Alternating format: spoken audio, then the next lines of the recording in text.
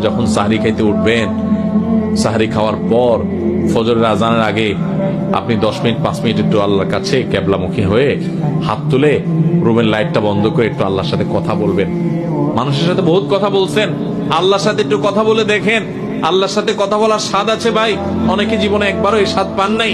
একটু কথা বলে দেখেন। ভোর রাতে সাহরি খেতে উঠলে 10টা মিনিট একটু হাত তুলে কথা বলেন। কিভাবে কথা বলবেন? কথা বলবেন এইভাবে, ও আল্লাহ, কত গুনাহ আমি করেছি, কত পাপাচার আমি করেছি, মরতে আমার হবে, তোমার কাছে যাওয়া আমার লাগবে আল্লাহ। শয়তানের প্ররোচনা করেছি, এই রমজান মাস তুমি কত মানুষকে মাফ করে দাও। নবী করিম সাল্লাল্লাহু আলাইহি ওয়াসাল্লাম বলেছেন, ওয়ালিল্লাহি উতাকাউ মিনান নার ওয়া যালিকা ফি কুল্লি লাইলা।